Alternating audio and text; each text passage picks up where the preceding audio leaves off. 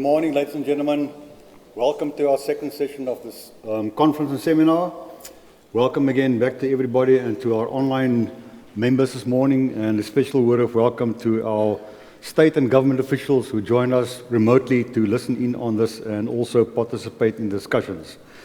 Our second session is about the other regulatory challenges or hurdles that might be impacting on South African growers. And without wasting any time, because we have to make up a few seconds here and there, I'm going to invite our first speaker for this morning, Dr. Sarah Lagransie, who's from Adama, one of our member companies, and also very active in the CropLife SA arena. And Sarah's going to talk to us about the phasing out process of the hazardous substances. So Sarah, I'm going to hand over to you, and thank you for your presentation. Thank you, Gerard. Okay. Good morning. I think for all my sins, probably, I've been chosen to head this working group, the CMR phase-out working group of CropLife. And I can assure you that the challenges of working through all the many unknowns and pitfalls is quite punishing sometimes. But on a very positive note, I'm fortunate to be part of a very supportive core team of committed working group members, many of whom are in the audience today. And I want to thank you for everything, the discussions, the emails, all the support that you are giving.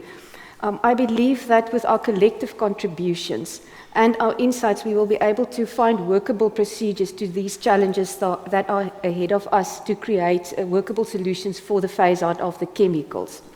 Now, one of the challenges that I just want to highlight before we start is the following, and I'm saying this because a lot of discussion has been around this point already.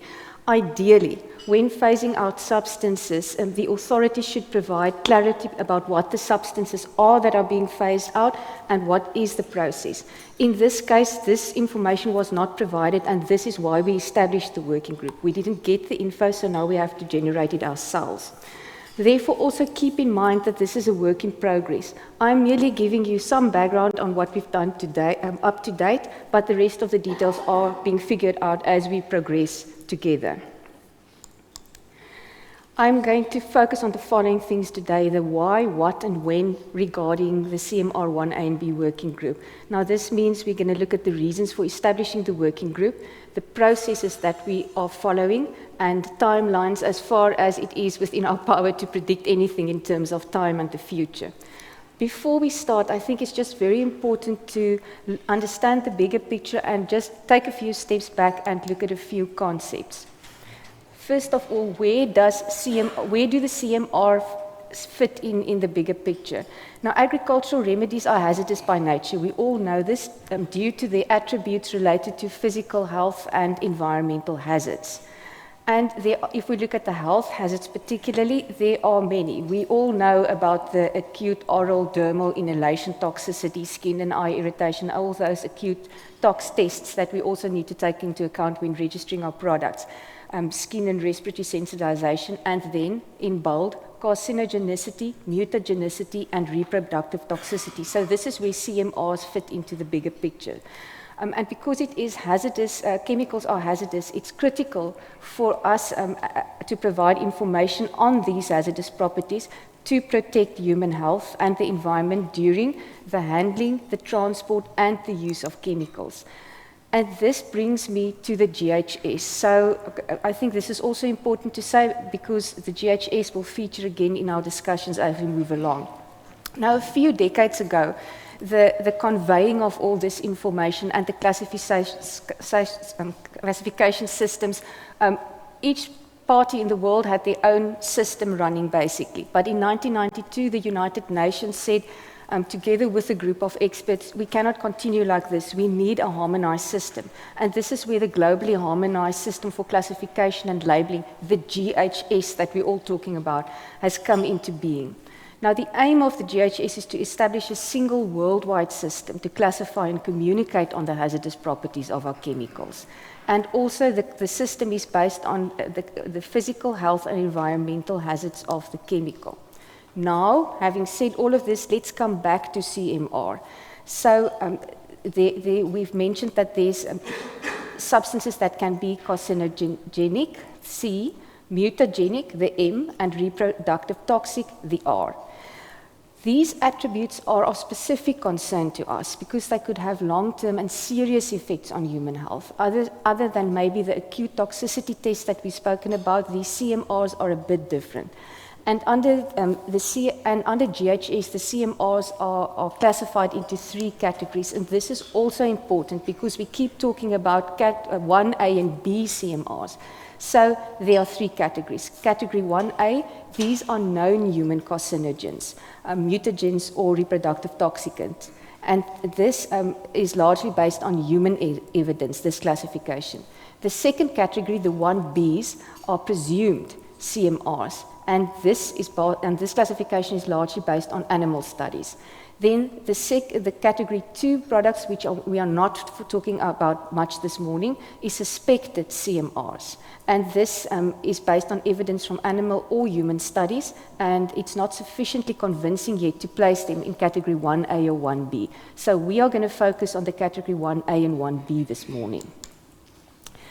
Another picture, we can't stand still at this one too long, but the FAO, WHO have a joint meeting on pesticide management, and they identified 8 criteria for classifying a substance as a highly hazardous pesticide. These criteria were also mentioned in the draft regulation that we are all waiting to be published. What will come out in the end, in the final regulation, I don't know. None of us actually know. But it's important just to keep in mind again where the CMRs fit in. In these 8 criteria laid down to classify something as a highly hazardous pesticide, if you look on the left, around about 11 o'clock, there's a 1. And it says classes 1A or 1B of WHO hazard classification. This is based on acute toxicity. This is typically what we call our red band products. Before GHS, we had the red band products. This is not the CMRs that we're talking about today, and this is important because this created a lot of confusion in the beginning when we started this process. So that's 1. 2, 3, and 4 on this slide. In the top, at 12 o'clock, about 1 o'clock, and 3 o'clock, you will see these are the category 1A and B carcinogens, mutagens, and reproductive toxic substances, which we are going to discuss today. And then the rest of the 8 classes is the Stockholm and Rotterdam Conventions that we all know about, Montreal Protocol, and then a very hazy class or criteria number 8, severe or irreversible adverse effects on human health or environment. It gives me nightmares, so I'm not going to talk about class 8 either today. Okay. So why did we establish this working group? Now, the precipitating event was the publication of this letter, and I will enlarge it on the next slide for you to see better.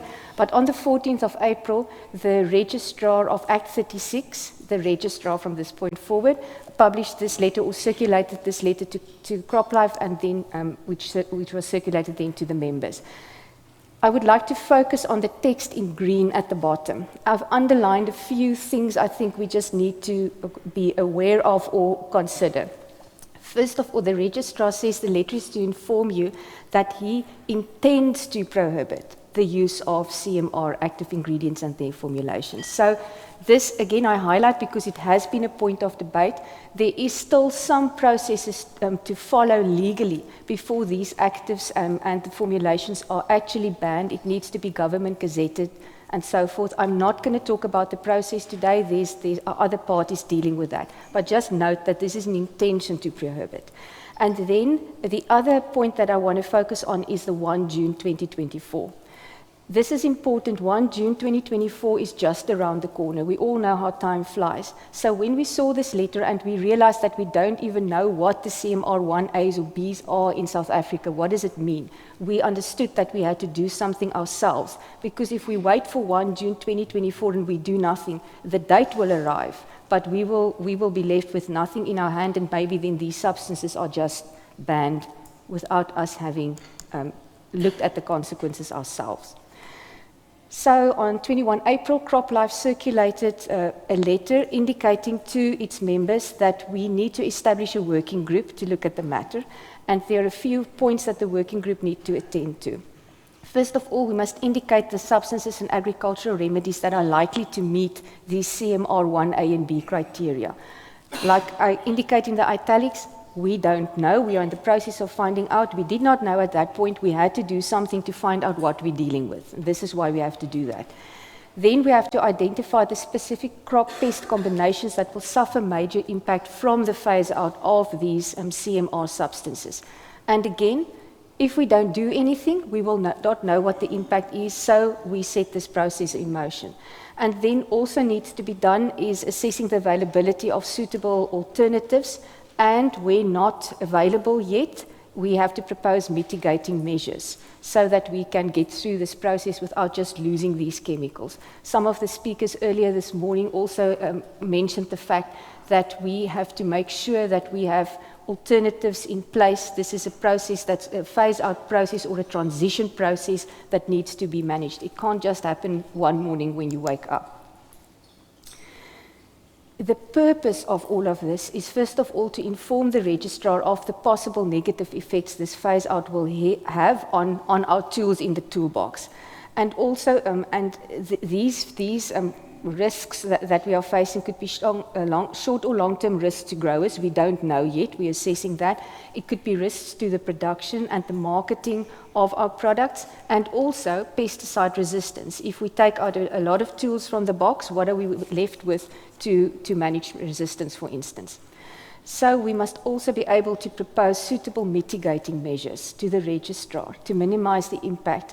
Where no alternatives are available, what are we going to do if we have nothing else? So we should talk about, at least about a workable phase-out period, a workable transition period, and we can combine this with risk management measures. We don't necessarily say just allow us to continue with what we've got. If there are additional measures to safeguard consumers and operators against the products, then we must know this and we must do that. And then also we want to discuss the fast tracking of new registrations to replace these products that we are phasing out. So quickly, the history. The working group was established on 9 June. It consists of some of the registration holder members, other stakeholders like grower organizations and experts who have come on board, and of course CropLife representatives. To see just more or less what we're dealing with, we did a first draft list of CMR substances from the ECHA database. Now, I've got 2 slides to talk about the sources consulted later. We will get to this, but that is what we've done, just to get a quick feel for what are we dealing with. And then, as the registration holders do their GHS classifications, we update the list anyway with their final classification. So ECHA was just a quick look in the beginning. We are updating with actual GHS classifications. Second meeting was on 23rd of December, where we agreed about a procedure to follow, and I hope that we can have the next meeting in January 2023. This has not been discussed or arranged. I just feel that we should get together again in January to evaluate all the information we've gathered so far and discuss our next steps. And also important to say is CropLife keeps the registrar informed throughout this process of the progress of the working group. So it's really important to understand that there is a communication with the registrar, because that is part of the solution, is if we can foster good relationships and work together on solving this problem. Complicated maybe, but I just wanted to highlight a few things. There are 4 main steps that the group is doing. I've already indicated to you the green one, that we identify the substances of concern. The yellow block below is we identify the crop pest combinations, and I will talk some more about both these aspects.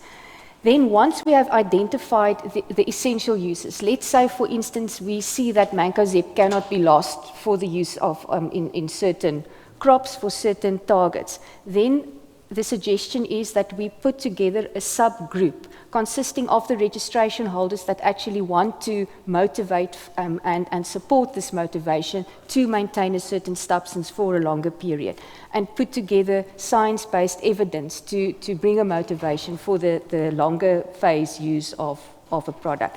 And then the orange at the bottom is very important. We need to discuss with the registrar various things: the motivation for possible extension once we have information, fast-tracking solutions, mitigating measures, and also proposals for co-formulant phase-out. These will be the last the last point I discuss is the co-formulants, but I think it's a very important one because we are focusing a lot on the active ingredients that we are going to lose, but we mustn't forget about the formulated products we are also going to lose if we don't do something about it. So those are the four main activities. The timeline I've indicated to show you two things. It's going to take a long time. This is not a few weeks process. We must know that.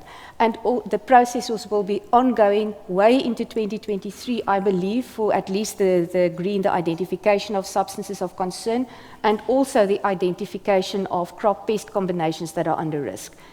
And then the other actions will also keep flowing for a long period. Also important for me is that you note these things are not happening stepwise. When the one is completed, we start with the next. They overlap and they will be running simultaneously. That is just the way life will be at this stage. Regarding the CMR 1A and B substances, the sources used and how did we identify these substances?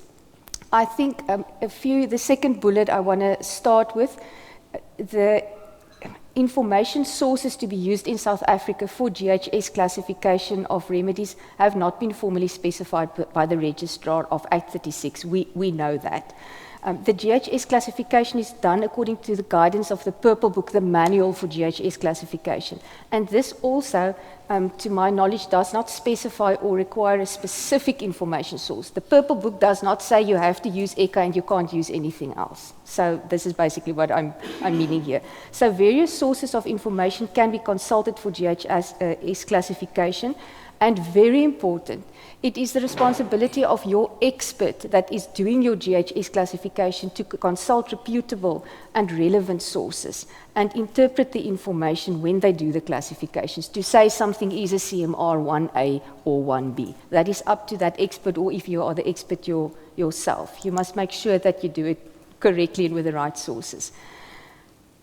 Having said all of that, I believe that the European Chemical Agency, or ECHA database, is regarded generally as a reputable and trustworthy source of verified scientific data. So it's generally believed to be a good source. So we can't say you have to use only that, but it is a reputable source.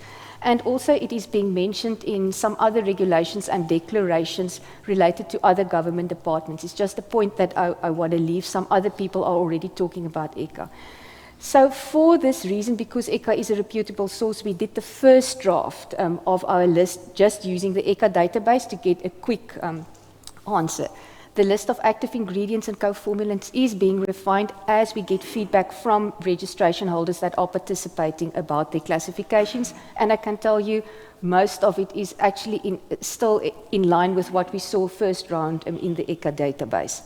The current aim is to have a final list by 24 January 2023, but like I indicated on my timeline, I think this will be updated anyway as we go along. There is a long time before we can say it's a final list. Another important point, this is an ongoing process. The list and the GHS classifications can change over time as new information becomes available. So we must not think because something flagged up as a CMR, well, as not a CMR on one day, in a year's time there might be new evidence coming and then the classification can change. So remember, this is a job that's never 100% done. Next, I want to show you, I'm not going to show you the list today. Everybody wants to know if I'm going to show the list. No. So far, we have been informed by registration holders of 10 fungicides that are CMR 1A or B substances, 4 insecticides. The insecticide adjuvant, I can say this, that's mentioned there is mineral oil, and this might change as we all do our classifications. The status of this product might change depending on your actual active ingredient and its properties. And then there are 6 herbicides and a plant growth regulator. So in total, we're looking at 22, which could go up or go down in the end.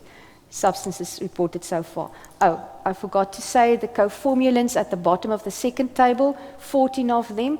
We will get back to co-formulants, but just know that so far we've already been informed of 14 co-formulants that meet the criteria of CMR 1A and 1B. Now we come to the second, not second step, but the second activity that we are focusing on, and this is identifying the crop pest combinations that could be impacted on. The grower organization, Shana Lee, did a lot of work to supply 29 grower organizations with lists of active ingredients that flagged up as CMR1A and B products for their crops. So she filtered through the Agri-Intel database, and for each grower organization made a tailor-made list of those actives that are CMRs, but are also registered on their crops and showing the pests that these products are registered on. We asked the grower organization to answer 3 main questions for us. Which of these active ingredients that are flagged up as CMRs and that are registered for use on your crops are essential for the control of specific pests? And this is important. This is not a blanket thing.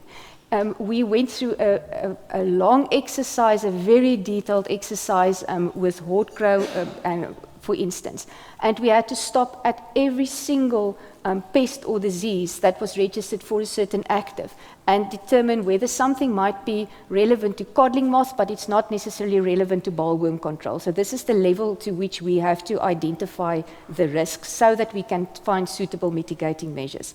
Then another question is, are enough suitable alternatives available for a particular use? Take into account resistance management. If you lose this fungicide, you've got 3 others registered, but 2 of them might not always be effective, or they can only be used in flowering. How are you going to manage resistance if you lose this active because you've only got 1 left for the season, and that is not going to be resistance management? Residues, how is it going to impact on residues and MRL compliance? Good agricultural practices. What is the known efficacy of the actives that are left, or the products that you are left with? So many things to take into account when you evaluate suitable alternatives.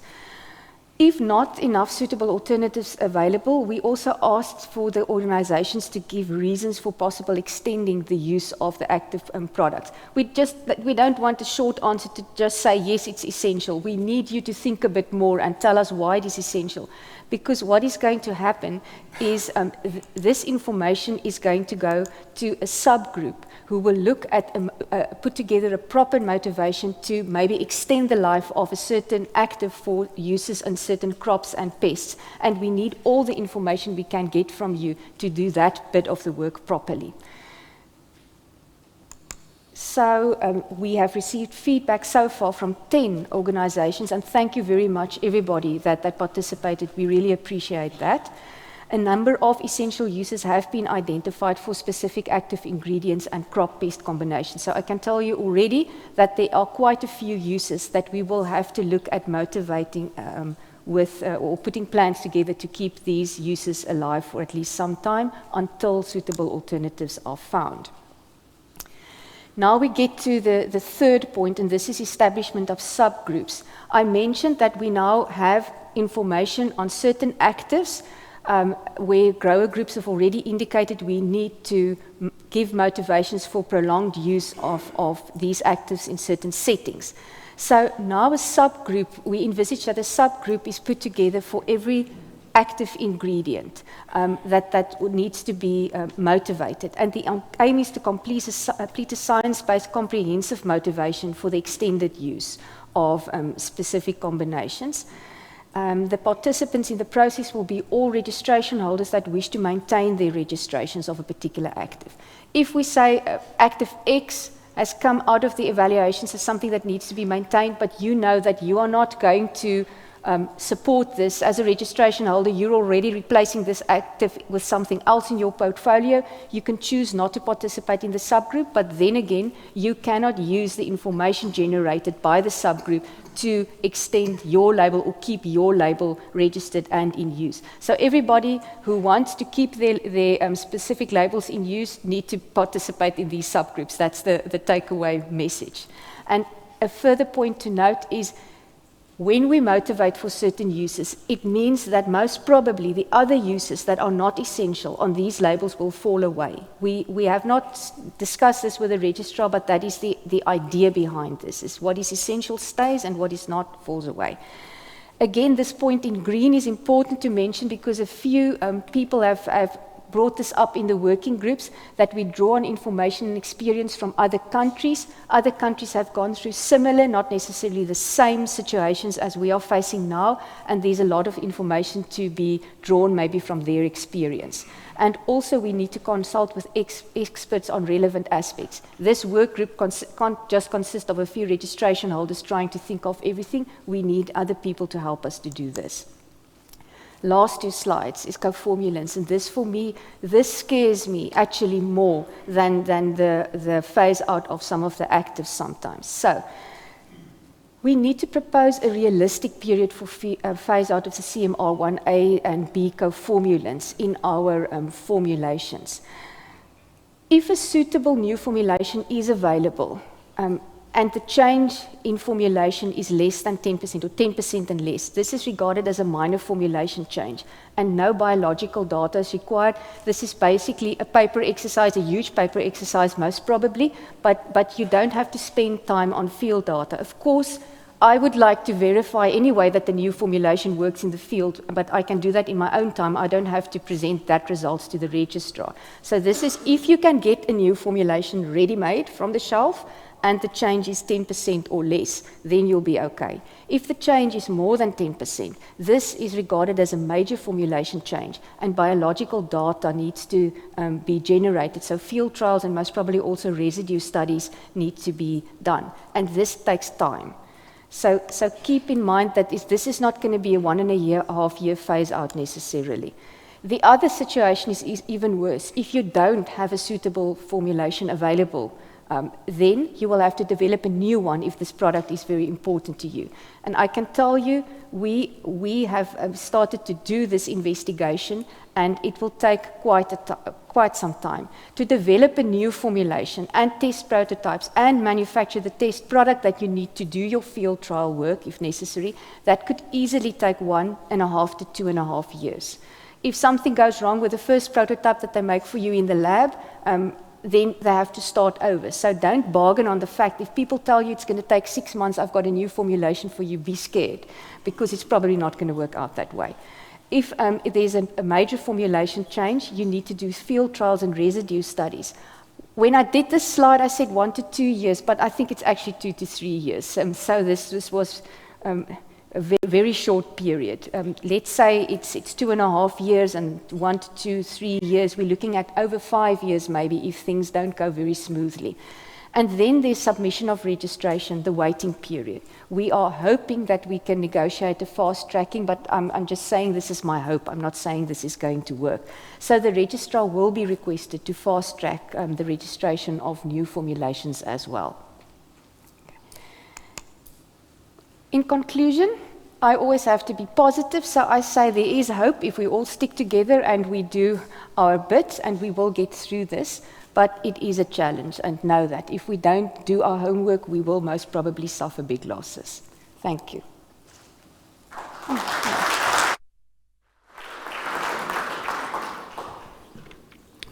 Thank you very much, Sarah, for setting the scene about this big conundrum about the phasing out of so-called hazardous substances.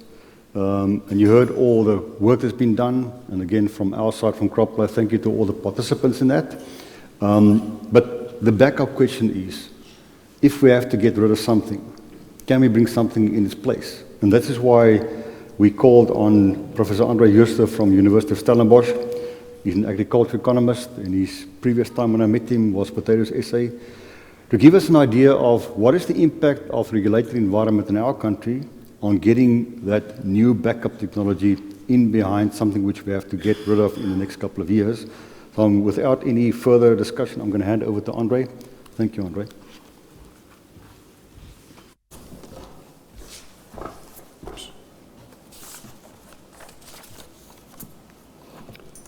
Thank you, Mr. Program Director.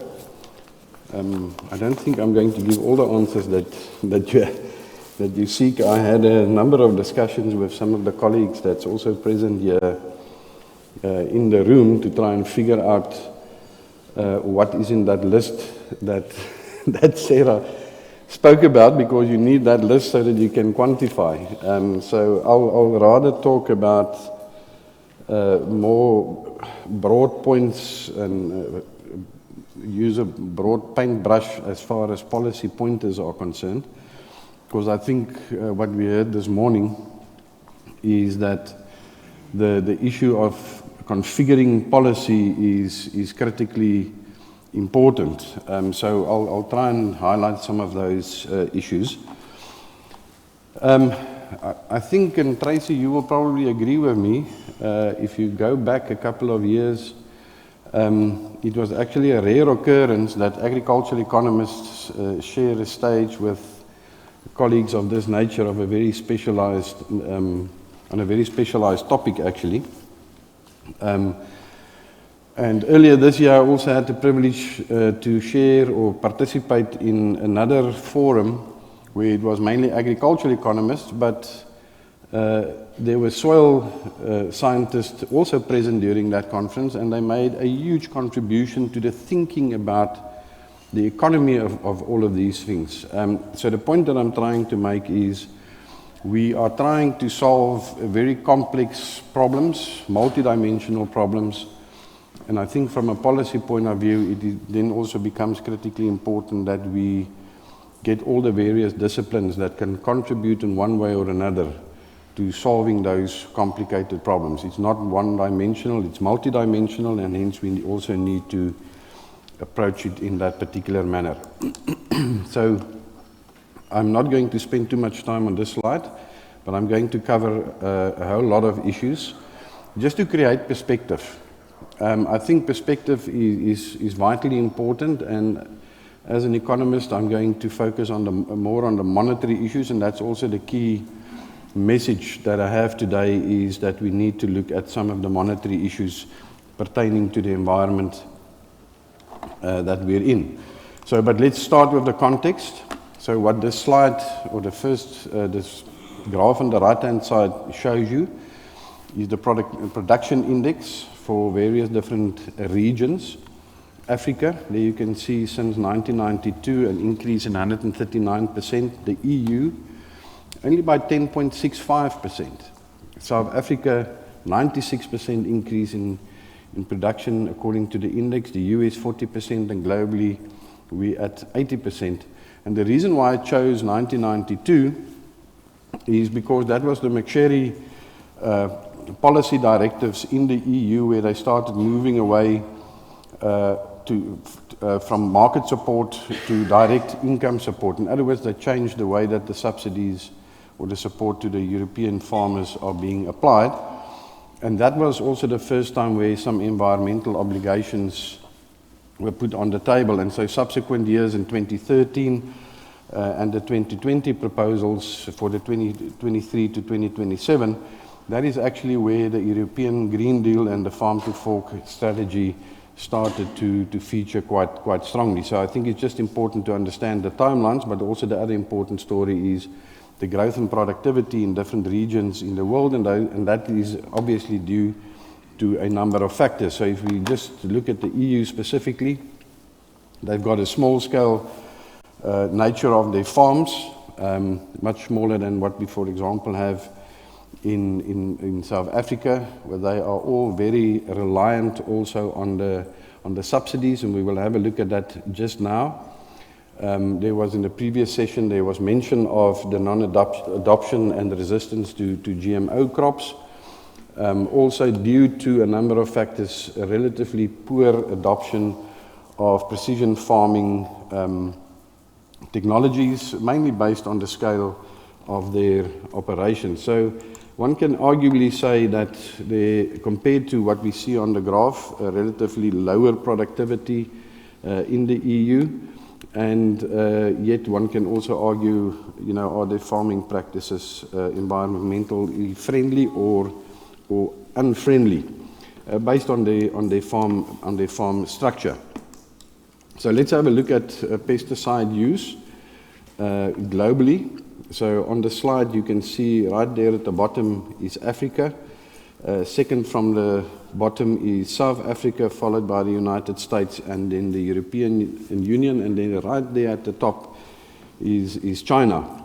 So it just gives you a relative indication of what is the pesticide use globally, and there's just a map to give you an indication of where pesticide use is most concentrated. Right there at the bottom, you can see about 4 million tons of pesticide used annually globally, of which 400,000 tons is in the EU, and about 27,000 tons, an estimate by the FAO in 2020 in South Africa.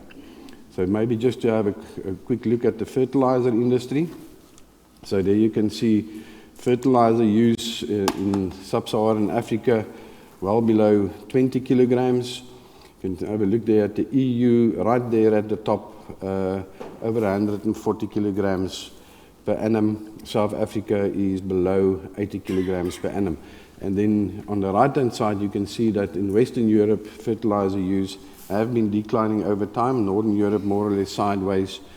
And then again, South Africa there at the bottom at 50 kilograms. So just a distinguishing factor between these two graphs. The one on the left-hand side is the fertilizer use per hectare, and the right-hand side is per unit of agricultural land. It's two different measurement units. Okay, so how is all of this funded, or what is the support to the agricultural sectors in the respective countries? So when we measure the support, we use the producer subsidy support equivalent. So this is just basically an annual monetary value of the gross transfers from consumers to producers.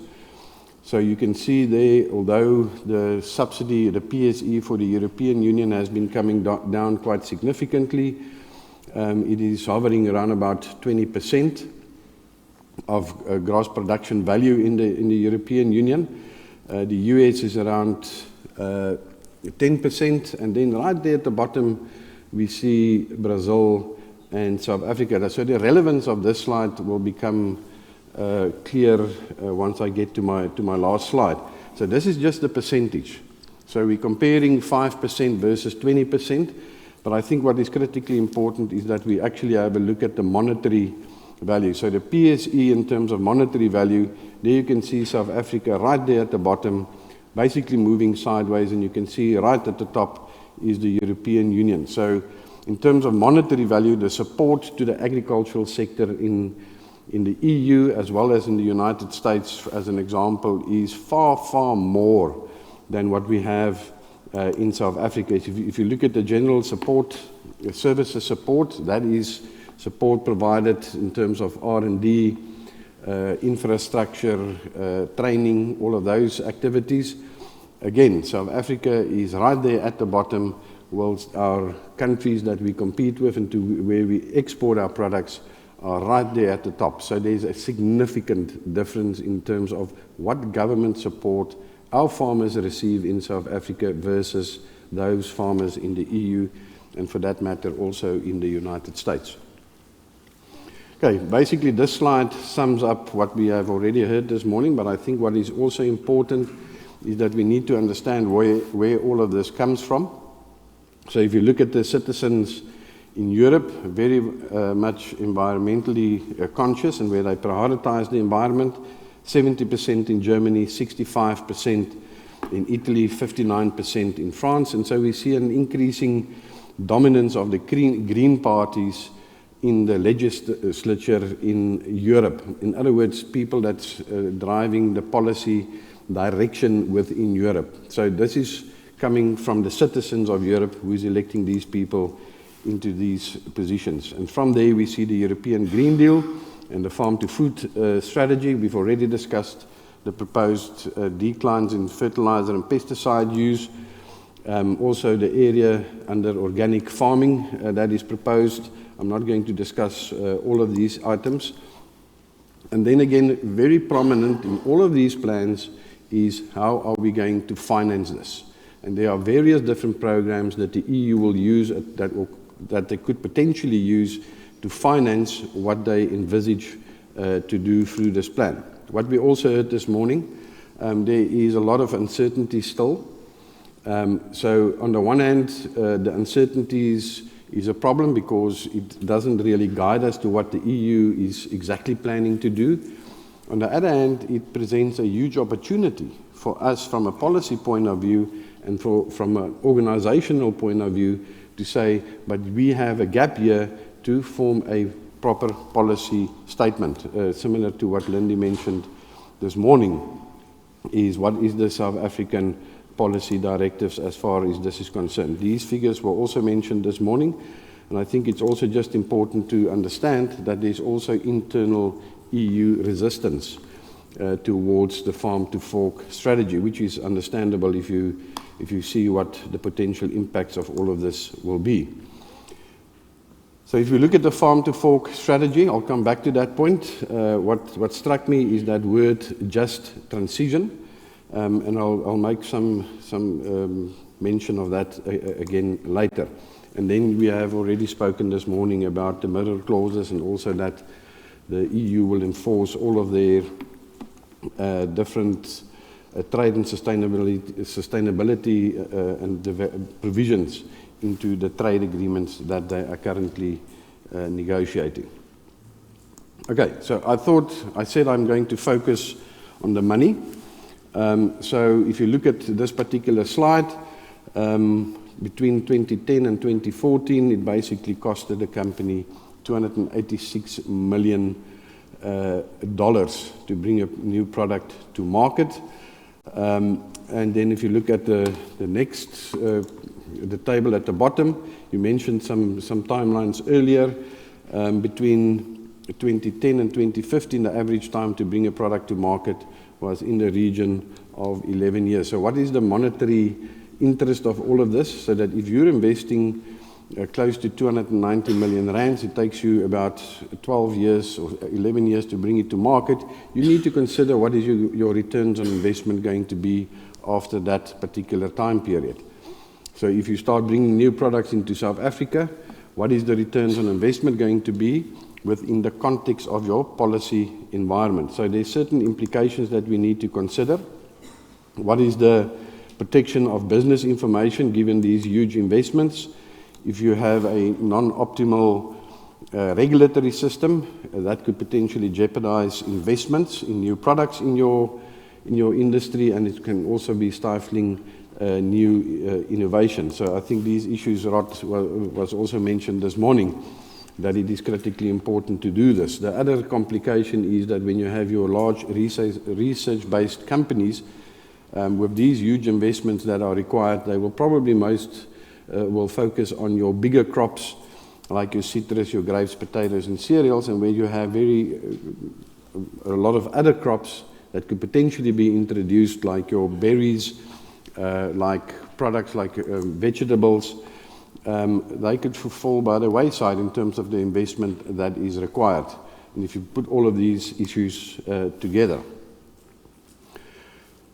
Okay, so if we look at the cost of crop protection in South Africa, it's a value of around about 12.3 billion rands. The majority of that goes towards citrus.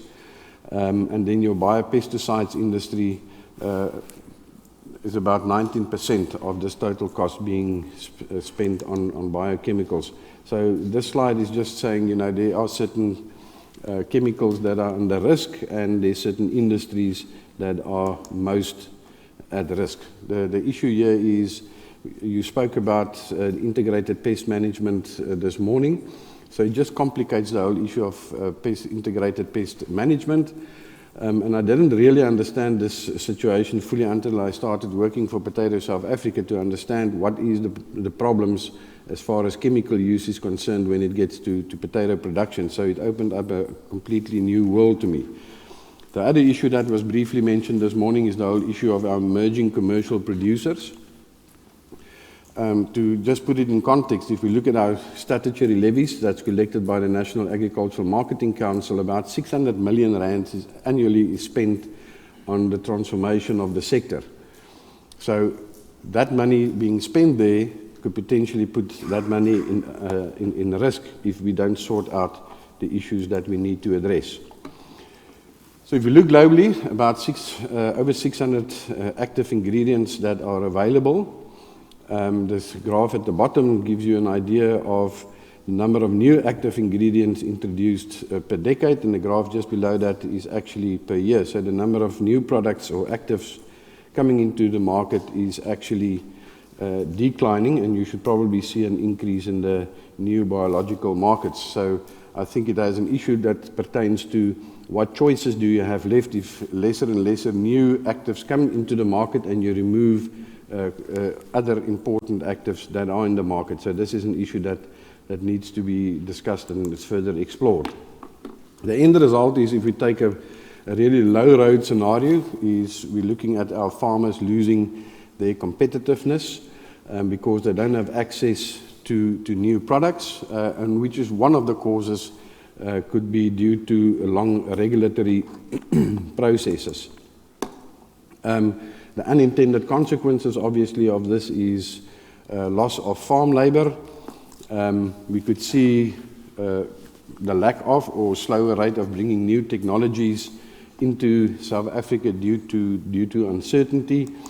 And at the end of the day, we could run into food security problems, and we know that food security problems, especially in a politically unstable environment, is a huge risk. So,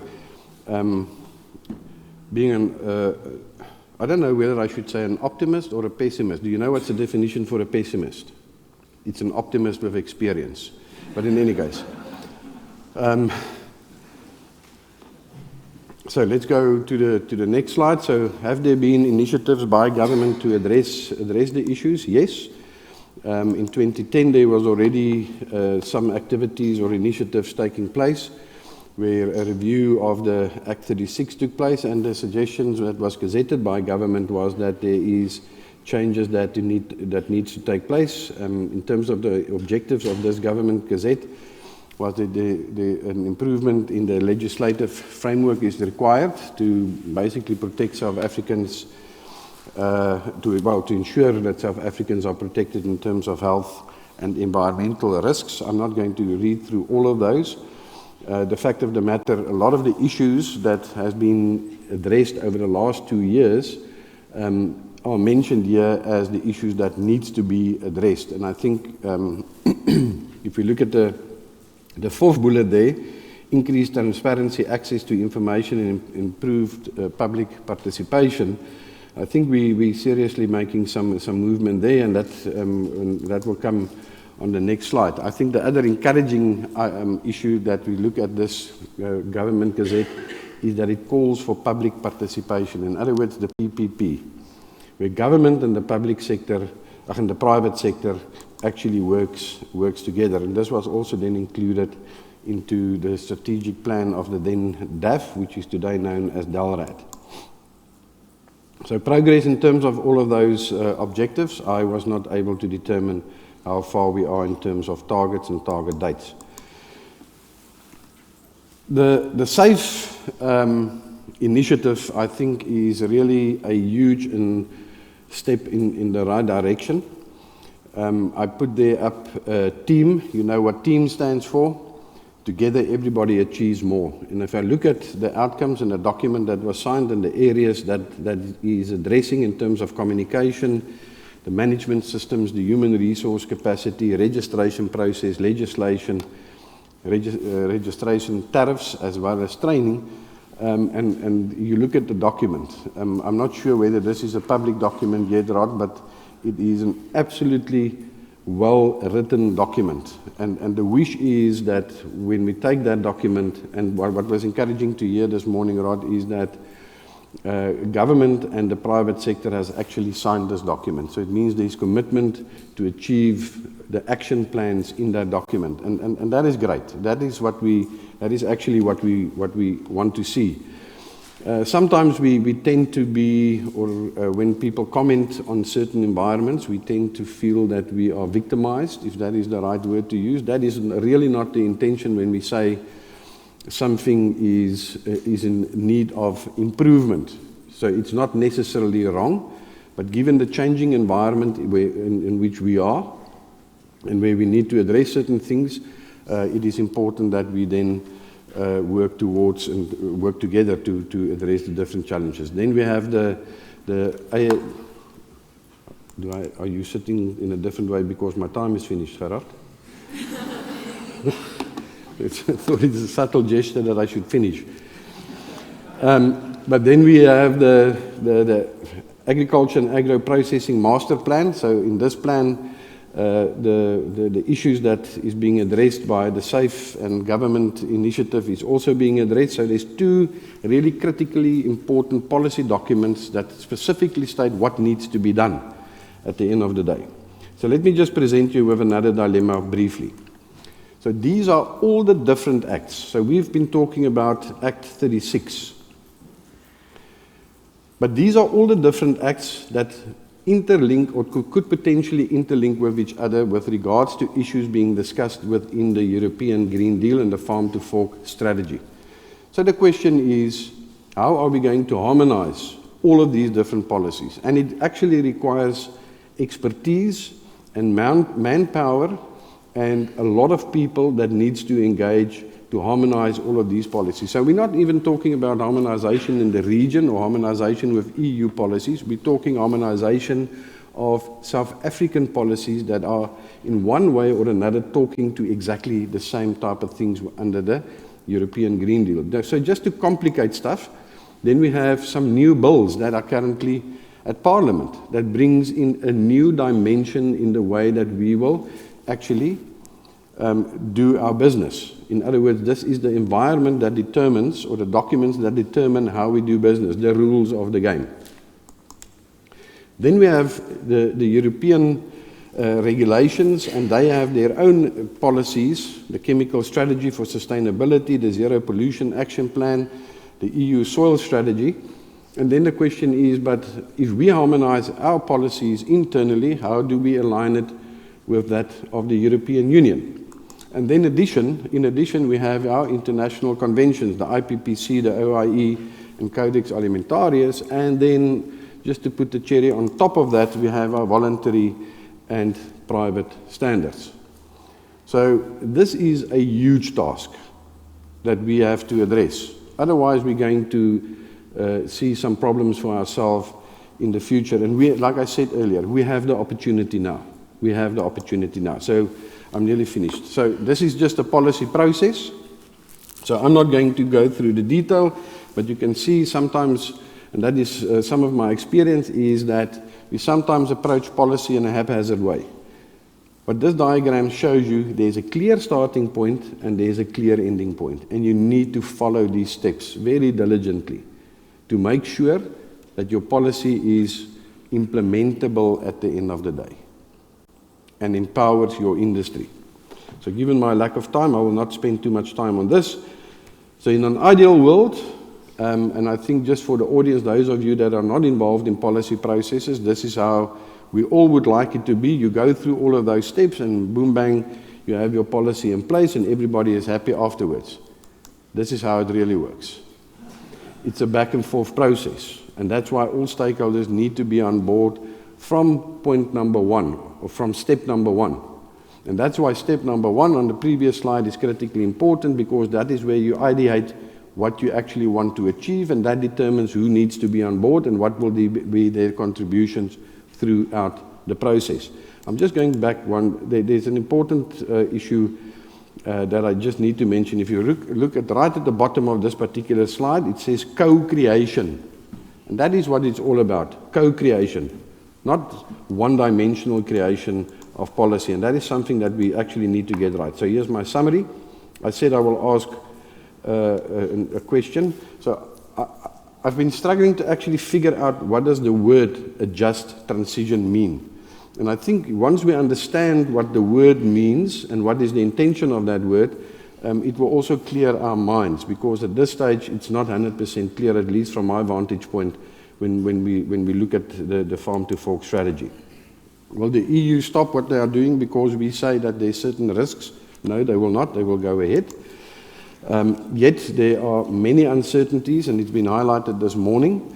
And if you look at more recent papers on this particular issue, it actually goes into some of the details of all of the uncertainties related to the Farm to Fork strategy and where it actually will fit in and what will be the eventual outcomes when it comes to the table in a formal manner. The last slides that I mentioned, I think if we look at this environment and the opportunity that exists, there's a real need for policy harmonization. And either we look at this one-dimensionally and we sit here after 3 or 4 years and we wonder what happened, why didn't we fix everything? We have the time now. We need to invest in that now. Okay, do we have the funding? So now I'm coming back to the money. So if you look at these two graphs on the right-hand side, if you look at the PSEs, in other words, the support provided to the agricultural sector to fix what they actually want to achieve through their policy imperatives, the EU have 51 times more money per hectare to do that. If you look at the GSSE, the General Support Services, okay, I don't have that. I looked at it at a per capita level. At a per capita level, they have 22 more times more money to achieve their policy objectives than we have in South Africa. Okay, so that brings a completely different dimension to the task ahead and whether we actually have the funding, because we can put all of this on paper, but if we're not able to implement, it actually means nothing. And in order to implement, we need the money. So this is a little bit of a wake-up call when I calculated these figures to realize this is how far we are behind. There's an Afrikaans saying that I can't mention now, but it has something to do with thunder. It feels like that. That you need them. If you don't have the money, it's not going to work. We are wasting our time. And I think that will be a very important message to our policymakers, that we need to leverage money, whether it is from government or other sources. It will be critically important for whatever policy directives we want to achieve in future. So what happens if we don't get it right? We jeopardize the National Development Plan objectives, as well as the AAMP, the Agricultural and Agro-Processing Plan objectives. Okay, Mr. Chair, if we don't get that right, I thought I'd bring a little bit of, since this is a South African conference, and I hear you have international guests, I thought I'd just put that in. The Afrikaans people in the room will understand what that stands for. But that's what will happen if it doesn't work. In English, it means then we will have trouble. Okay. Okay, thank you very much. Hopefully I added.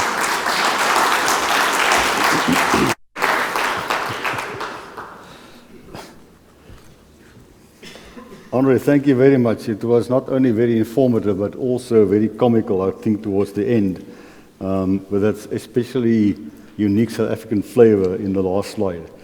Alan, you will see we're slowly building up to what you're going to be talking on after our next presenter, because you're going to be talking about the advocacy. But now we're going to hear from a very valuable colleague from the Department of Trade, Industry and Commerce, or Competition, Mr. Subu Nkomalo, who's going to be online with us this morning, and he's going to give us some feedback on the progress on this bilateral discussion between South Africa and the European Union on the MRL conundrum. And we heard this morning in our first session, there's very often a straight unilateral decision made by the EU on MRLs, and that jeopardizes export nations like ourselves. So I'm going to invite Mr. Subu Nkomalo now to talk to us, and I'll sit back and let us hear him. Thank you.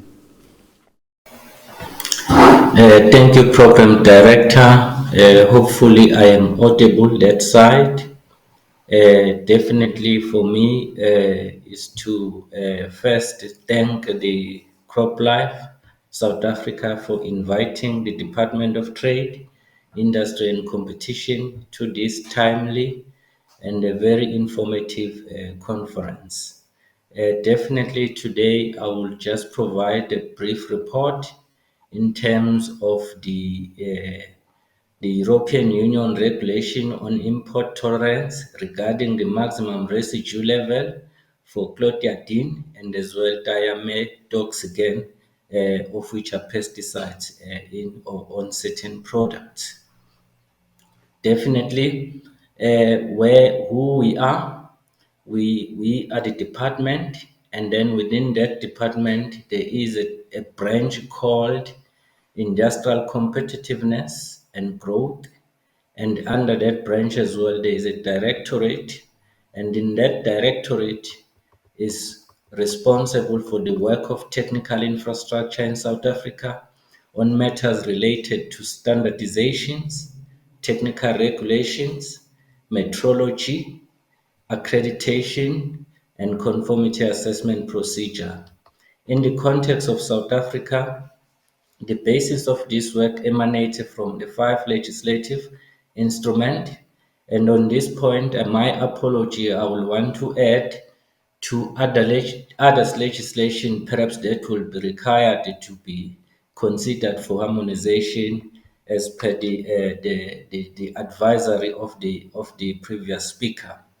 These legislations are Standard Act, Act number 8 of 2008, and the second one is the National Regulator for Compulsory Specification, Act number 5 of 2008, and the third one is the Legal Metrology Act, of which is Act number 9 of 2004, and the fourth one is the Accreditation Act for Conformity, Calibration, and Good Regulatory Practice Act, Act number 19 of 2006. And the last one is the Measurement Unit and Measurement Standard Act, Act number 18 of 2006.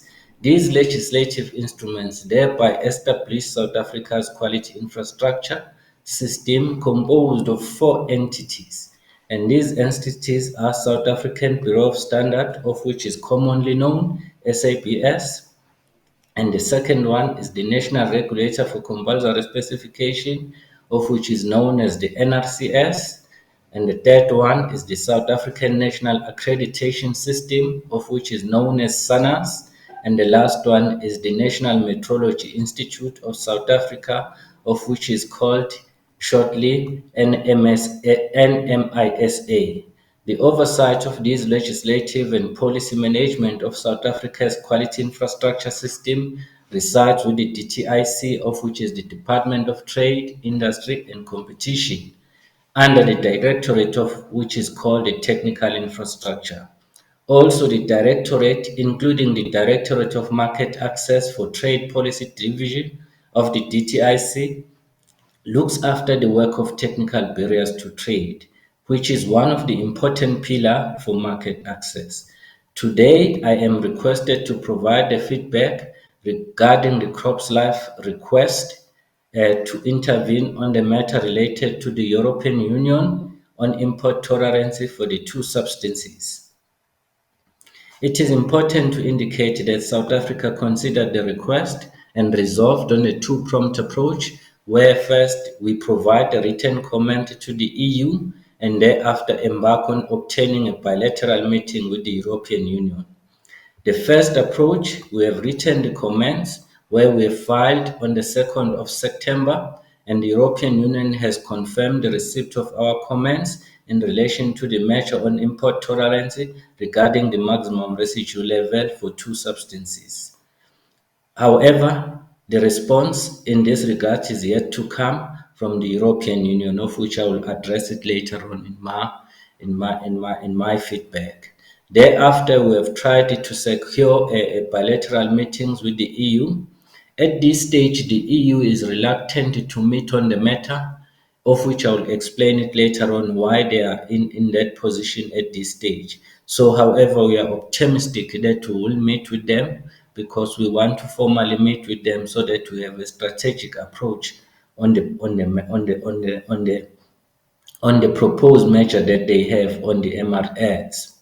Additionally, what we have done, South Africa attended the World Trade Organization Committee on Technical Barriers to Trade during the week of the 14th to the 18th of November 2022. In this meeting, countries, including South Africa, has resolved to table the measure to lower the MRLs by the European Union to the WTO as a specific trade concern.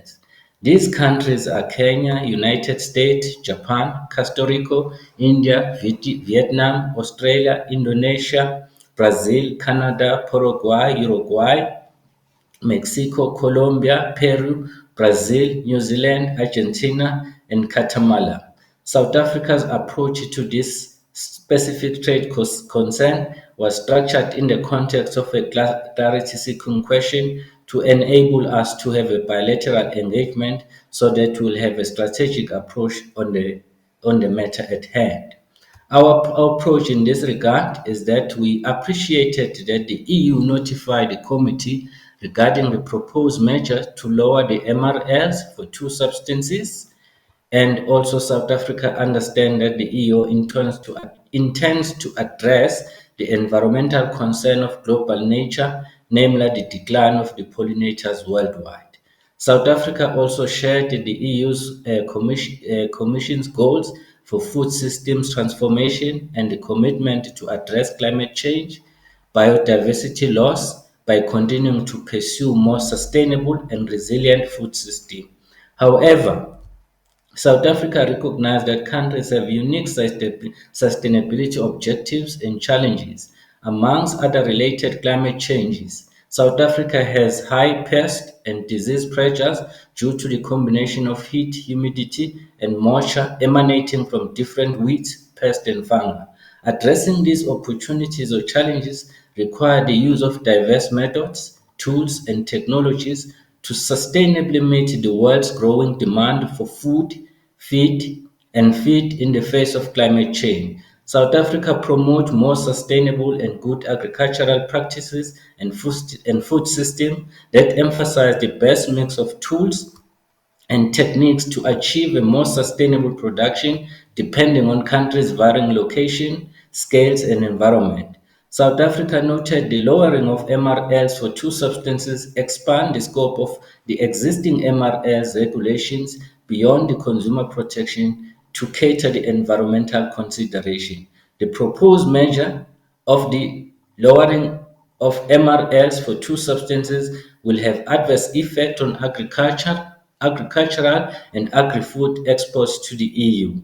Ultimately, the proposed measure may restrict trade of safer agricultural product, disrupt production, and negatively affect the livelihood of small and rural producers. South Africa supports transparency, science, and risk-based decision-making driven by available data to enhance sustainability in agriculture and urges the EU to take cognizance of climate conditions, crop pest matrices, and socio-economic condition of developing and underdeveloping economies in the developing and the implementation of this measure.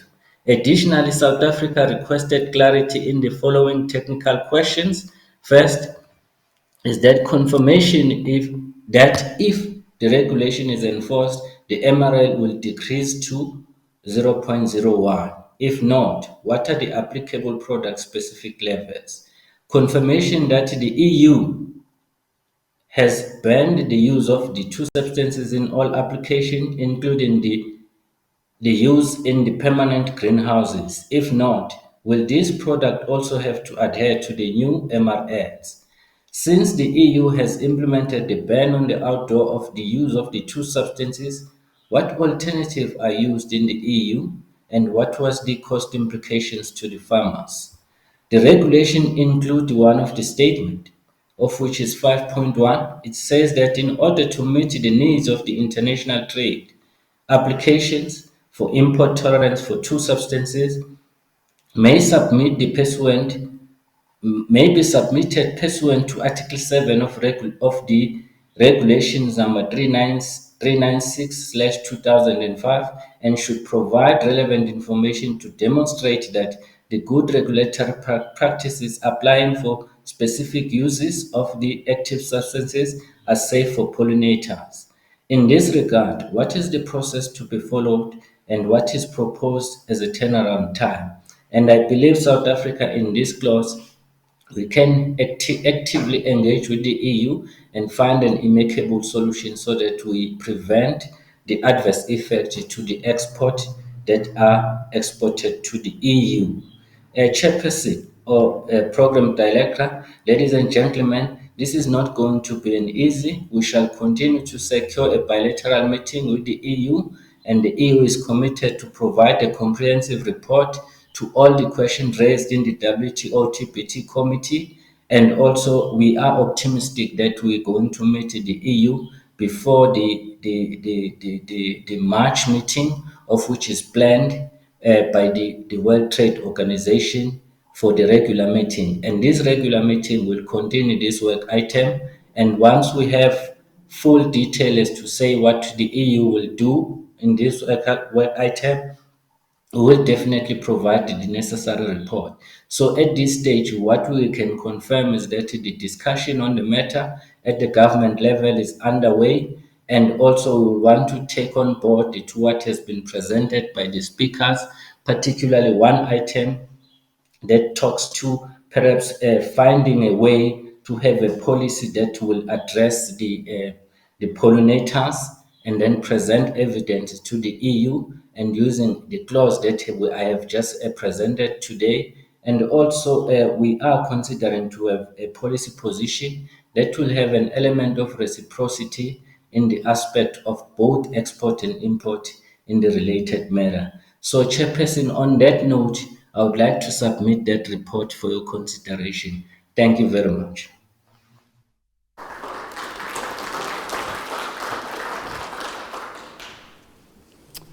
Mr. Kamala, thank you very much for your presentation. I'm always amazed at people like Mr. Kamala that can rattle off these acts and regulations, all the things that refer to particular clauses, R1, 2, 3, 4, 5. It's fantastic to know we've got an ally, not only for ourselves, but for the country that goes out and defends our country on behalf of farmers, producers, our industry, everybody out there. Thank you very much for that.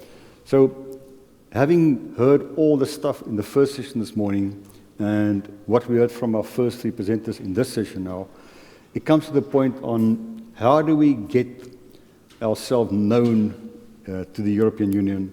How do we go and bat for our own position at the European Union?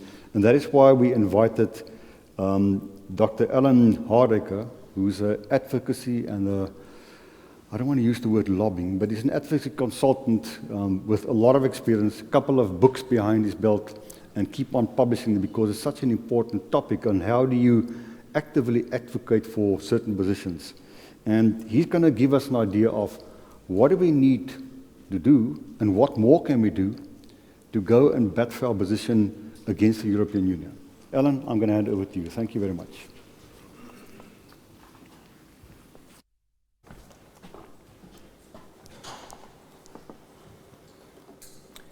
Good afternoon, everybody. Thank you very much, Mr. Chairman. First of all, thank you very much to CropLife South Africa for the invitation to join you here today.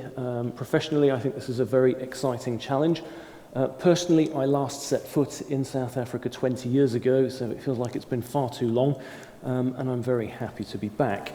I'm going to talk to you today about where are we in the state of advocacy on EU Green Deal issues, and what more can we be doing? I'm specifically going to do this within the context of CropLife Africa Middle East, for whom I am a consultant. There is a very live discussion in CropLife Africa right now about what more can we be doing in advocacy that is going to be presented to the board in Brussels in a couple of weeks, and I believe Rod will be there to endorse that on behalf of CropLife South Africa. So I'm going to give you a little bit of a preview of what the thinking is and where we are.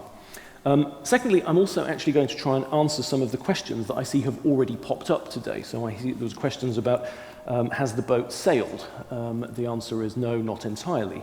The question was, well, can we be doing something about this? The answer is yes, there's quite a lot we can be doing about this. There was a third question, is the EU aware? Or does the EU even care? Is the EU aware? Yes, they are. Probably anecdotally, not to a level of detail that perhaps they should be. I could go on. There are lots of questions that popped up. I will move forward and hopefully we will drive some answers as we go forward. I'll do two things to start. I just briefly want to give two bits of context. So the first is on CropLife Africa Middle East. Is the overarching association for the CropLife family covering this region, 22 national associations within the family, part of the bigger global family of CropLife, its sister association, CropLife Europe. I used to be the Director of Public Affairs for CropLife Europe, based in Brussels, lobbying on, it will be of no surprise to you, I think 43 different live issues related to the Green Deal and this industry, just to give you the scope of what is actually happening within Brussels. The point I wanted to make here is CropLife Africa Middle East was predominantly, like many of the CropLife family, a regulatory association, it is having to shift its focus to become more of an advocacy association. The need to actually communicate and advocate on behalf of its members is becoming quite simply a must. And this is literally where this transition is now with CropLife Africa. So if we move on, it's interesting here, I'm not sure how well known it is within the EU that there is actually already a African Union Development Goals. It's Agenda 2063, the Paris Agreement, Africa's commitments, the individual commitments of the countries in Africa, all of the different sustainability policies that exist. I'm quite sure the EU is not entirely aware of what is actually already happening. So, and here, we've talked a lot about this from a sustainability perspective. A few speakers have already raised the issue of food security, or I think as we're starting to talk about it in CropLife Africa as food insecurity. And just something of interest in how this discussion is evolving. So for the last 5 or 6 years in Europe, as going back a bit longer, it has all been about the green parties that we were shown earlier that have come to power that are driving a green sustainability agenda. Over the last 3 years, that has now started to be balanced out with a food security debate. And last week, Samira, who you heard from earlier, was invited to a conference in Italy by NATO. I'll spell this one out for you. That's the North Atlantic Treaty Organization, better known for other things than pesticides. Why did they invite her to Italy for a week?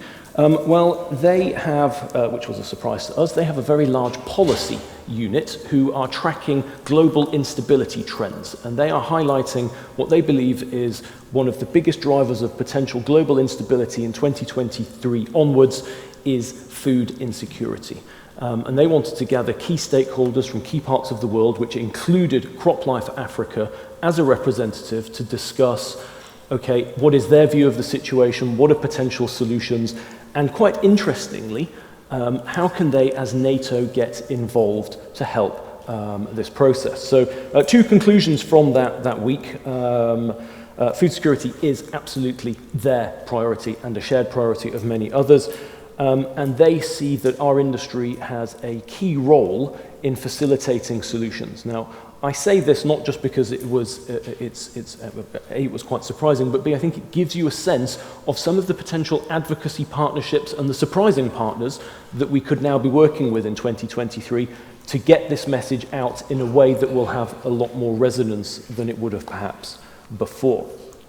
So, when we come to barriers to success here, when we talk about advocacy, and I think I've put down 5 concerns on here. I think we could probably list out 35 if we really wanted to go through the exercise today with what the EU Green Deal may mean for South Africa.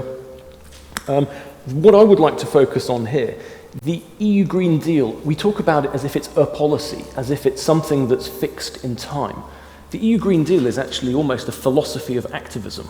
It's a way of thinking. It is just the way the EU now regulates across everything. So it's not that it's going to end next year or the year after. It's not. This is now a constant. So, and I think it's already been stated, we are not going to stop the Green Deal. However, and this is where it gets interesting, we can, of course, shape the details of the Green Deal. And the 2 big things are how, or the detail, and when.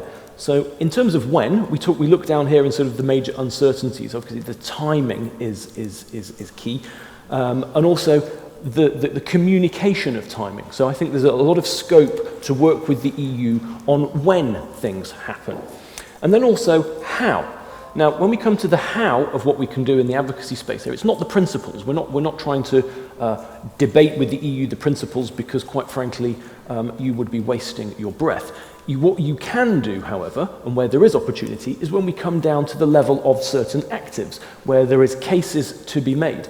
And I think the final thing I would say here, that it's been made quite clear by a few people, even if something is about to close, a decision is being closed in the EU right now with regard to the 2 actives that we're talking about, I think advocacy still needs to be done on these, even once the decision is closed, because you need to build a story over time. Okay, so there's There is no end date here. So the need for advocacy is now, but it is not just for a fixed period of time. And make no mistake, of course, without any advocacy, without escalating these messages up to the EU, they will just go ahead absolutely regardless. So there is an opportunity here, and I think that is what we've heard all morning. There's a lot of data, there's a lot of stories. The EU is aware of what's happening around the world, because I can assure you, if nobody else, the US is telling them in very undiplomatic terms what they think of the Green Deal and what this means to them. They are not alone. The Brazilians are also rather good at telling the EU what they do not like and why they do not like it. You'll see a logic to my point here as I move forward. There's not enough people doing that. Okay? There's a certain tipping point beyond which the EU really is going to have to listen. And as we've heard today, and I use the word quite carefully with regard to Green Deal activism, this is not just an EU thing. They're trying to push this in the WTO, the ILO, you name it, any acronym you can think of, the EU is pushing the Green Deal and its objectives there. So, when we come to what can be done, you're starting to get an idea of some of the opportunities here. The first thing that is the basis for whatever we need here is facts. Facts and hard evidence. At the moment, there's a lot of anecdote.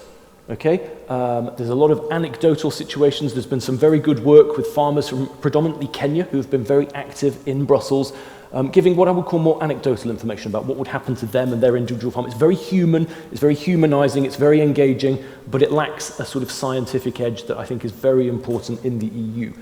The first thing that CropLife Europe did when it heard that, for example, the farm to fork, within the farm to fork, the regulation on pesticides was going to come forward, they went to Wageningen University, which is the biggest agricultural university in the EU, and they commissioned an impact assessment of what it would mean for them. Interestingly, and rather, this was EU focused. There was one chapter on Morocco to get an external dimension.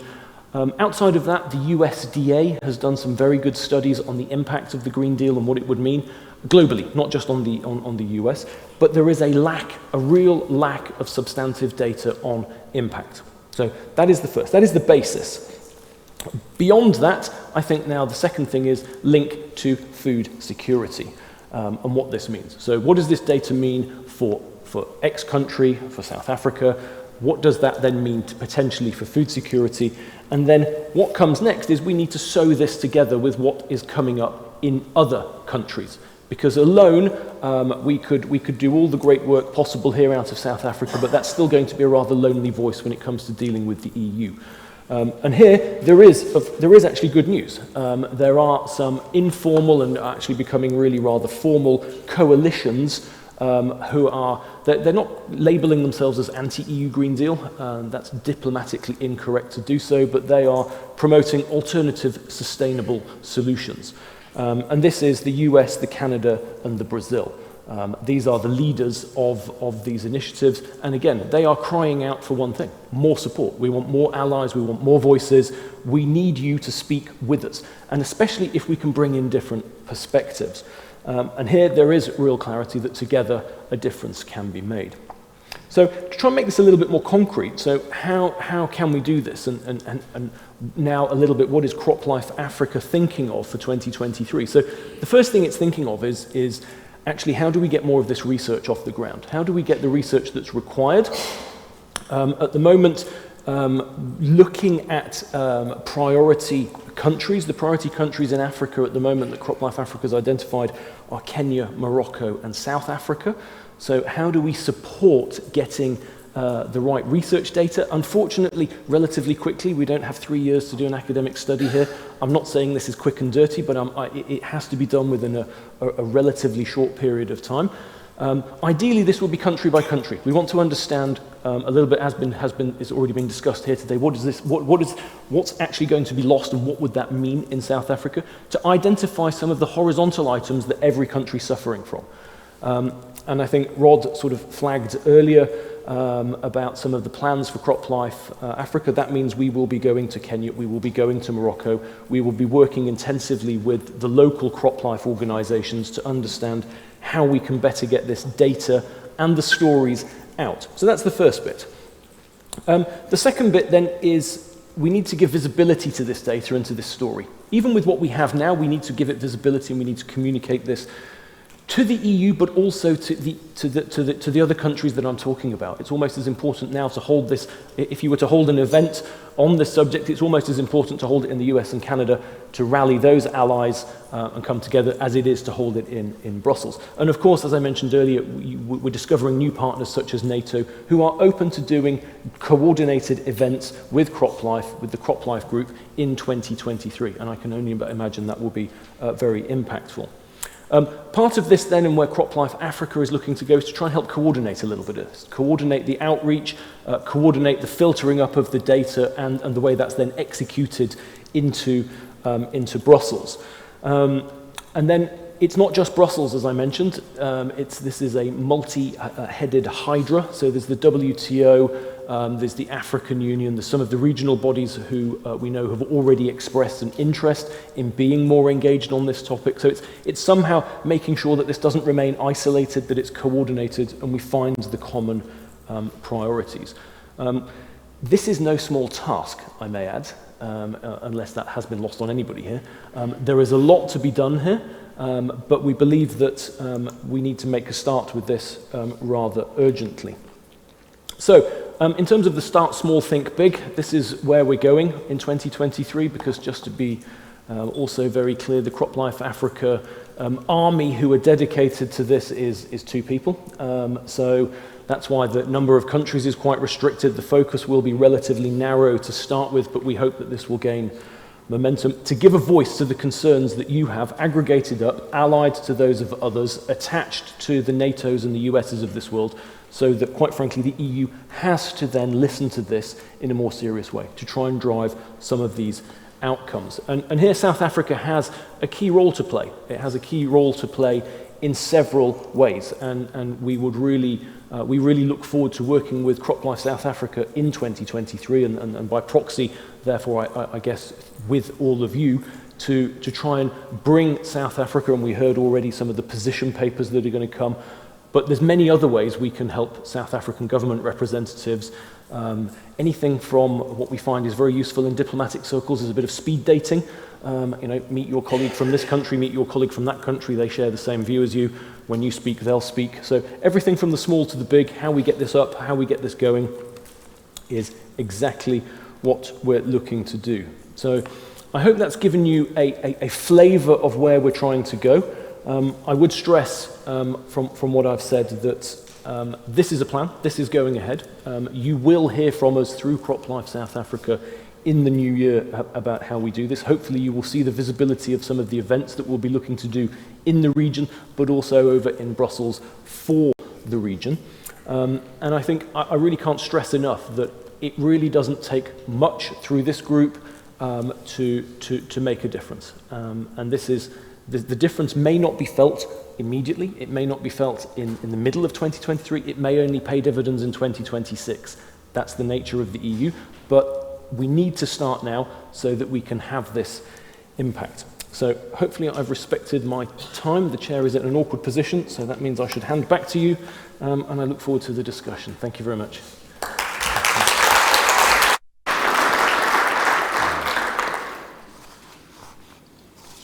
Ellen, thank you very much for your good guidance and some very wise words. We have some time now for discussions and for questions from the floor and for debate amongst our panelists. But I would like to give you a couple of my own take-home messages I got from all our presenters this morning. First of all, from Dr. Lagranci was that we have to be proactive. We cannot sit and wait for things to come down upon us. And not only be proactive, but also band us all together. You know that example of a single reed can crack easily, but if you take a bundle of reeds, you can't crack them. So that is what I got from Sarah. And if you look at what Sarah presented this morning, that systematic approach, not a haphazard approach. We even got that same message from Ellen today, and I think from Andre, that you have to be systematic in your approach when you tackle these major issues. What I got from Professor Andre Jooste was that we have this nebulous cloud of acts and regulations. And I know I work on the environmental side as well, and I had a discussion last week with my colleagues at Environmental Affairs that we live in a country with a plethora on acts and regulations. Now, coming back to today, it becomes technically impossible to negotiate your way through all these regulations, how they fit each other, how they influence each other. And maybe at some stage we need to get to a debate on how do we rationalize the acts and regulations that impact upon agricultural production. What Andre also said, very important, is it links on what Alan said, and I'll also link with what Sabu said to us this morning, is if there's a policy, follow the process. Don't jump around like a little bee between different flowers. You go with a mission, but you have to follow a certain route and a certain process. Otherwise, you will not get to the objective. And unfortunately, what Andre said is, this thing about money, there's never money. And if we don't have money, you can't make the process of it, because everything in life in the modern world, we're not cave people anymore. We live in a modern world, so money makes the world go round. And that is, to me, a bit of a scary thought, because if we don't have the money, what do? So we have to go and get the money from somewhere. What I heard from Mr. Kamala from DTIC, very encouraging, that we sometimes think agriculture department only. We might think about health department, we might think about environmental affairs department. Meanwhile, we forget about the fact that we've got this wonderful DTIC that go out there and defend the agricultural industry on the behalf of the producers and our own plant science industry and behalf of the consumers. So we need to get a closer tie between us as a sector and the DTIC and work together. And we heard this today throughout all the presentations. You have to work together. And to conclude my little summary from all our presenters this morning is what Alan said to me, so many things important. And what I got out of all my reading up about the EU Green Deal and the classification of things called CMRs, there's a lot of anecdotal and a lot of sort of taking little bits of piece information. But we don't have that hardcore scientific, irrefutable scientific evidence to say yes or no for a compound. So getting the research done, again, it will cost money. But if you don't do it, you don't have a leg to stand on. We also heard throughout this morning's presentations that the food insecurity is something we haven't batted enough on from this perspective on addressing the EU Green Deal and all the challenges. We also heard from a lot of people this morning, from early morning to this session now, that there's not enough, call it people, for want of a better word, or countries that challenge the EU. Now I'm glad to hear that there's already a discussion between Brazil and the USA, maybe bringing in Canada, and South Africa is being mooted by Alan as becoming another driving force in there to challenge the EU. Because if we don't challenge somebody, they will go ahead with their policy, become dictatorial. So that's something we have to capitalize on. And coming back again to this collaboration, coalitions, form coalitions. Like-minded people get together and you put together the same sort of thought process and you get the same sort of collaboration going and get your view across to the people by using an advocacy person like Alan. And yeah, we've heard also in my discussion with Alan about 2 weeks ago together with Elreza was the world or Africa is looking upon Morocco up there, Kenya down there, South Africa as being the lead countries. So we don't have a choice. We have to get together with our other African colleagues and put a point forward towards the EU to at least influence, and you heard Alan said, we can still, where did I write this out? The EU Green Deal is happening. It's not a case of it's not going to happen. It is happening currently. But we can still use the wonderful word shape. Shape the details. Change the details. And what Alan said, if you don't start now, by the time you wake up, the deal is done. So you keep on shaping and shaping and shaping on a day-to-day basis and get that engagement and going. So I've spoken enough now. So I would like to know whether there is any question maybe from the audience. Just raise your hand. Fani there at the back, please, and then we can have, there are many questions. So keep your questions short and brief, please, and we'll ask our panel members then to respond to a particular question. Okay. Thank you, Gerald, and thank you, Sarah, and all the speakers for this program, session 2. It's Mulebati from Koteva AgriScience. I just wanted to put a comment on the presentation that Sarah made regarding the co-formulants that may be phased out as they meet the criteria CMR 1A and 1B. As we all know that co-formulants are molecules that are really difficult to make classifications on GHS, as well as the EU have put a soft classification in for co-formulants with also limits for them. Sarah, do you think we should also look into the limits that the Department of Labor has put in for some of the co-formulants that are listed? Okay, let me then ask Dr. Lagrange to respond to that. So you've got to put your chemistry hat on now, please, Sarah. Okay, hear me. Okay. I think we should look at all the information that could be relevant. So yes, I agree with you. We haven't looked at it yet, but we should then also do that. Thank you. If you look at a pesticide in a drum, the formulation, people always talk about the active and the non-actives, or the co-formulants or excipients, like they use the word in animal health. As a chemist, to me, there's no difference. They all have a function to play. Some of them might have more of a biological function, some of them more than a chemical function. So we cannot shy away, Molobasi, from looking at everything in a container and put it into our classification sieve and see what comes at the bottom, which has to be addressed. So hopefully some of them will stay above the sieve. Some of them will fall below the sieve, and we have to take them and say, what do we do about them, or can we reclassify them, and stuff like this. So hopefully that will address your question. Okay, next question. Is it Fani at the back from Corteva? Thank you, Fani. Yes, thanks, Gerard. We decided that Corteva would now dominate the floor. Now, question to, well, probably any of the panelists, but maybe Dr. Lagrange and Dr. Hardacre. You've referred to Brazil, the USA also beginning to push back, but the Green Deal and its impacts also will play in on our competitors. I'm thinking of Chile in the southern hemisphere. Are we seeing, is anybody working on synergies with them? Because they will be impacted in the same way.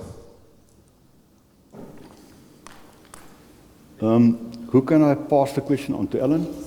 I can maybe take a start with a response. I'm not sure if you've seen the USDA has very early after the introduction of the farm to fork measures put out a first impact assessment, and then they did a full trade analysis. And they actually looked at every single one of the EU's trade partners, and they made an assessment. Would they still...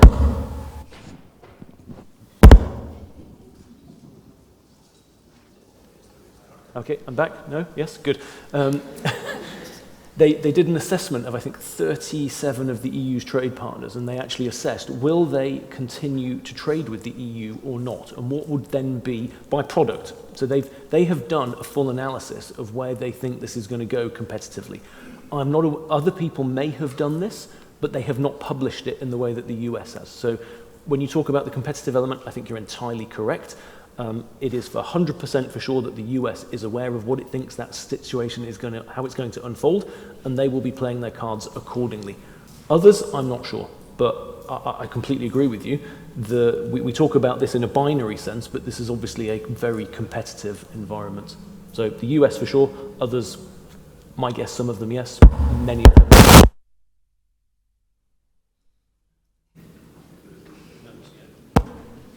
That's the EU tapping into our conference. There's a comment there from right at the back, please.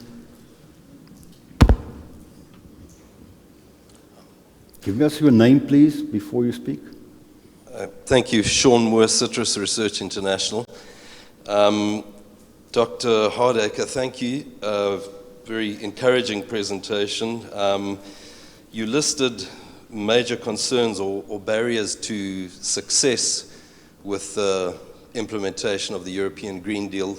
but you didn't mention in our number one barrier to success, which I know is shared by other industries in the country and around the world, and that is that we find ourselves sandwiched between debilitating, irrational, and often unscientifically based EU phytosanitary regulations on the one hand, and on the other hand, the Green Deal type regulations which require us to reduce our chemical pesticide usage. And if those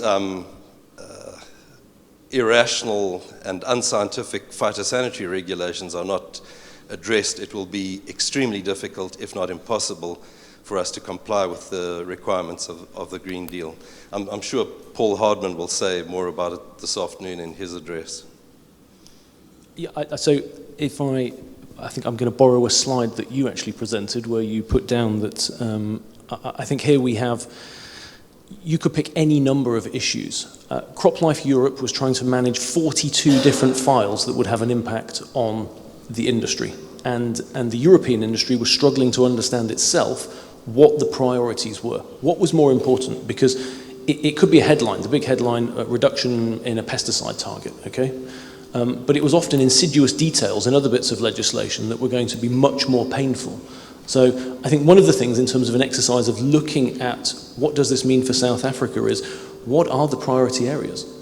Because if you're talking about this from all of the different fora in which the EU is active, and you're looking at all of the different issues, you're going to come up with a horrible matrix that you can't possibly take forward. So, you know, what are the top 3 absolute must-wins? And then see, do those correlate? That's what we're going to be trying to do a little bit next year. Do those correlate with the 3 Kenyan must-wins? There's going to be some horizontality, and that's what we need to find. But yes, I apologise for missing off. I suspect I missed 24 other ones off, if I'm honest. So take that as my list of 5. Yeah, sure. Just to emphasize that is our number one barrier. The other thing as well is you say bring facts, don't bring anecdotes, bring facts. We have done that, and it seems to make very little difference. Then it has to be coordinated with others. I think, yeah, I hear you. There's no magic bullet here. It's not just because South Africa is going to turn up with a great big dossier of facts that suddenly something's going to happen. No, I think this is going to have to be done in conjunction with others in a very coordinated way. Then you come to how it's done. But yes, it's the basis. From that you need to build. Thank you. Let me see on the side of the audience. No hands up here. So then let us take the last question right in the corner at the back, please.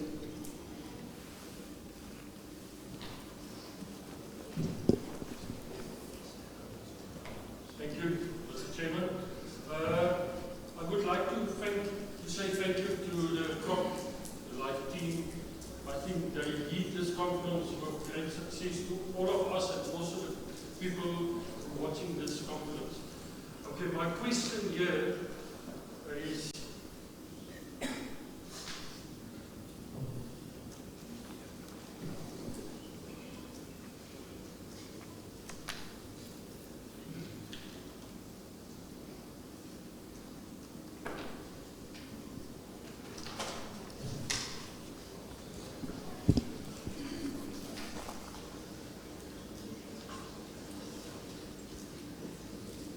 They're just trying to de-link the EU from this discussion here, so give a second, please. Okay, that's it.